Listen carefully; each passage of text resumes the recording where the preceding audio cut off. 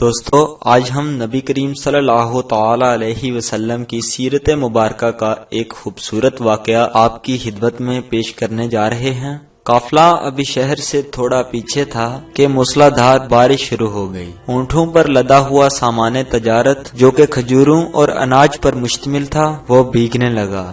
بارش سے محفوظ جگہ تک پہنچتے پہنچتے آدھا مال بھیگ چکا تھا۔ منڈی میں پہنچ کر تاجروں نے مال اتارنا شروع کیا۔ ان تاجروں میں ایک بہت معصوم چہرے والا انتہائی خوش شکل نوجوان تاجر بھی موجود تھا۔ اس نوجوان تاجر نے جب اپنا مال اتارا تو اس کو دو حصوں میں تقسیم کر دیا۔ خشک کھجوریں اور خشک اناج ایک طرف رکھ دیا اور بھیگی کھجوریں اور بھیگا اناج ایک طرف علیحدہ کر کے رکھ دیا۔ جب خرید و فروخت شروع ہوئی تو نوجوان تاجر کے پاس جو بھی خریدار آتا تو وہ اسے بھیگے مال کا بھاؤ کم بتاتا جبکہ خشک مال کا بھاؤ پورا بتاتا۔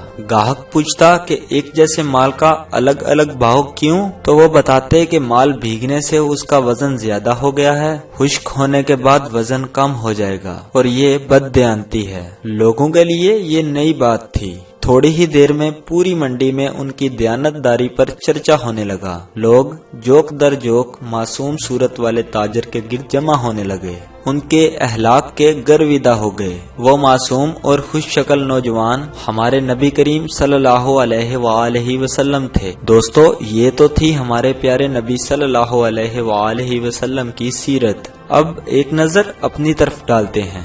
ہم میں سے اکثر ایسے افراد ہیں جو چیز کی قیمت بڑھنے پر زیادہ نہیں کرتے، بلکہ ابھی مارکیٹ میں بات چل رہی ہوتی ہے کہ یہ چیز مہنگی ہو رہی ہے تو اکثر لوگ ایک تو چیز مارکیٹ میں نایاب کر دیتے ہیں اور دوسرا اس کا ریٹ بڑھا دیتے ہیں۔ کہنے کو تو ہم بہت بڑے مسلمان ہیں، لیکن حقیقت میں جب بھی کسی کو موقع ملتا ہے تو وہ کم نہیں کرتا۔